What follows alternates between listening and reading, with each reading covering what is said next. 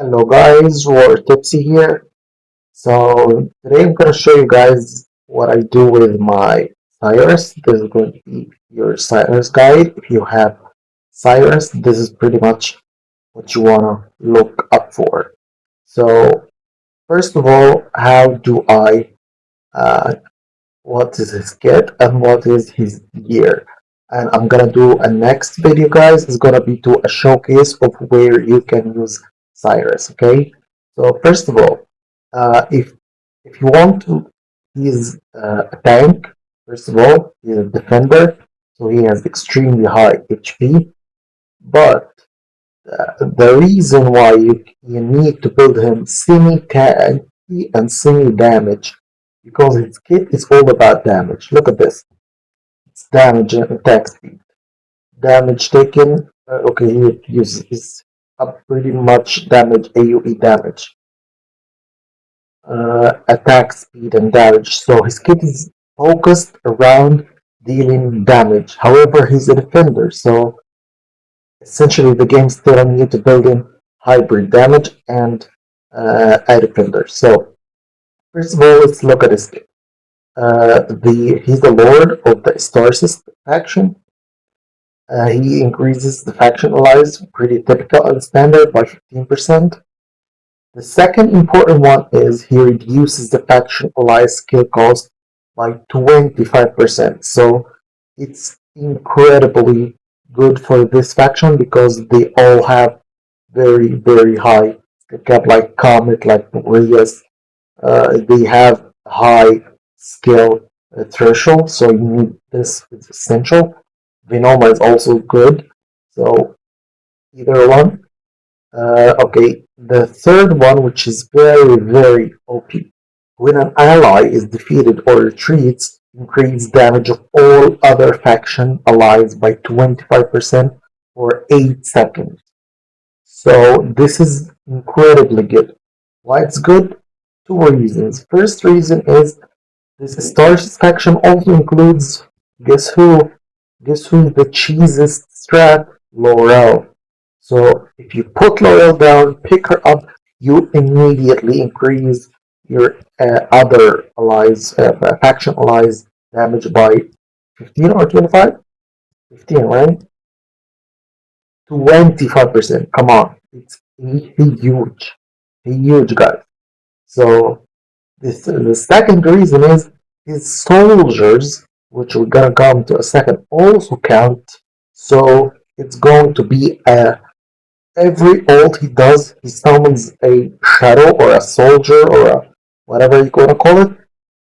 And when that soldier is killed, immediately increase all faction allied member by 25%. This is so good, guys, especially in Gyriad 1 actually. So his Lord skill is enormous. Okay, first of all, his damage. He deals 120 AoE damage to multiple enemies. Multiple enemies, essentially like approximately, I tested it, it's about like 10 maximum, which is pretty enough actually. So he deals AoE damage, which is good. Second one is his passive. 50% of the incoming damage will be absorbed by the hero's summons. When the hero receives fatal damage, one of the summons will be sacrificed to resist the damage.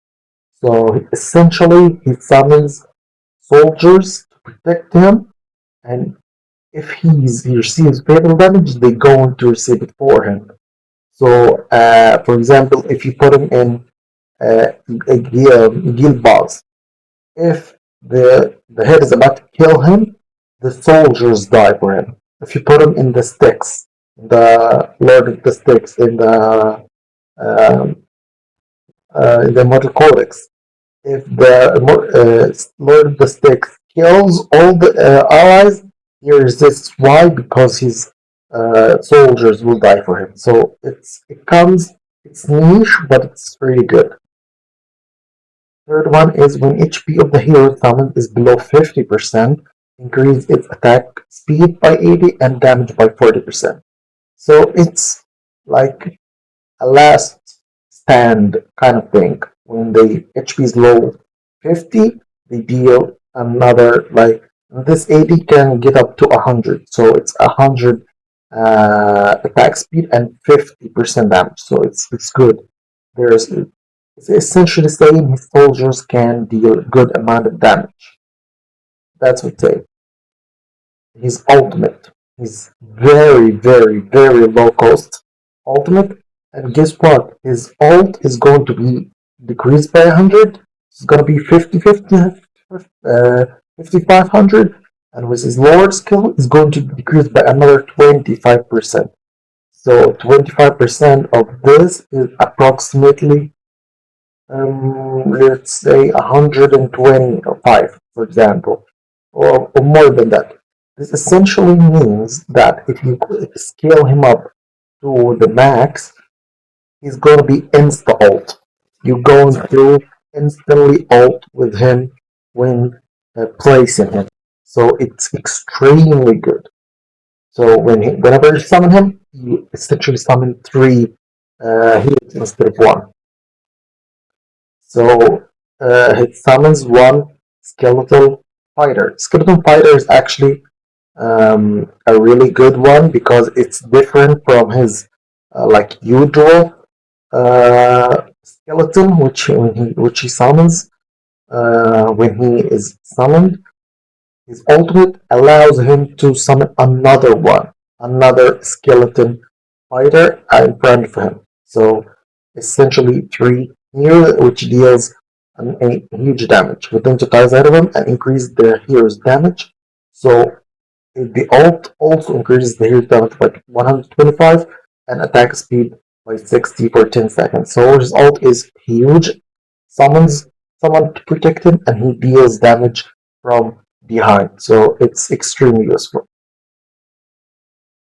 I don't know why. It's lagging, guys. I will reset it. 1 sec. Sorry for that.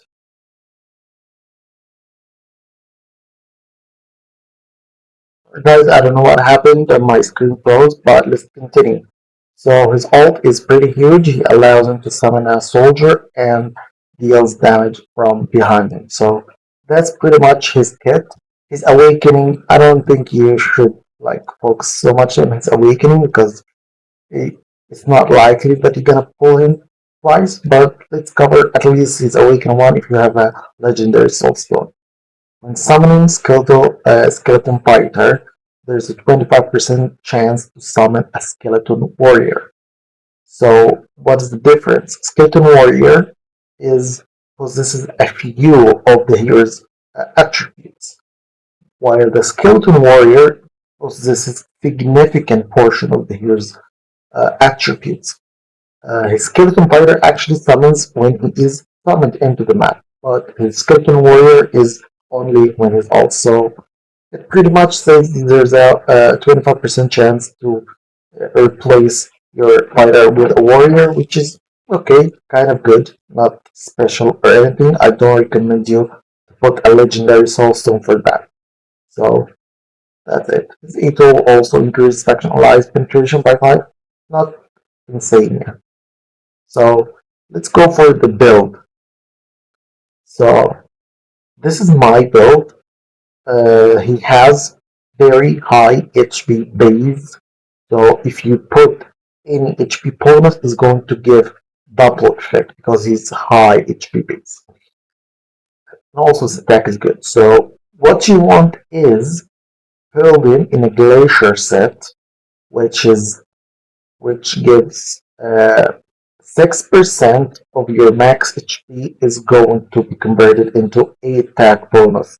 So I build him with triple HP bonus. I think this one I didn't find a good HP bonus, so I said let's go with damage. But if preferably if you have HP bonus here, it's going to be good.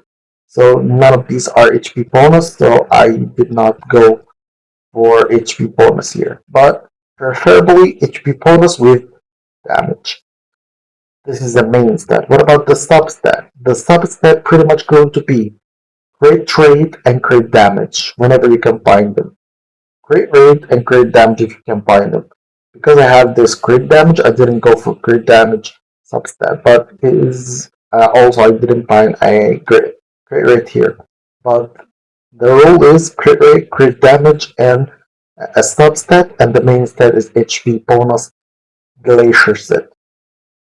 So he ends up with like let's say almost like 90k HP, and he has 7k attack, which is going to be amplified by 6% of this.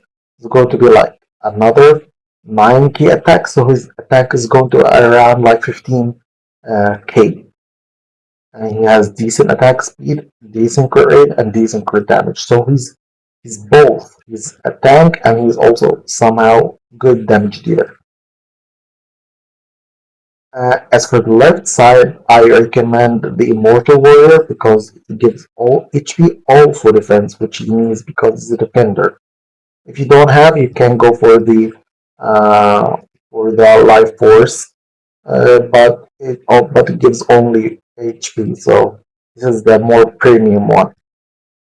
How about damage? What if you want to build in pure damage? I usually what I do is I swap with my the Valeria's gear, which is like this. I recommended to get to build him with the Soulbone Arcana set because he ults pretty fast. So this is pretty much my recommendation to be in a Soulbone Arcana set. If you don't have Soulbone Arcana, I usually go for the either Infernal Roar or the Wisdom set because after using his ultimate, it increases damage by 35%. So these are my like three top gears for him. So this is the first part, guys. Second part, which is going to be a showcase for him where you can use him. Thank you, guys.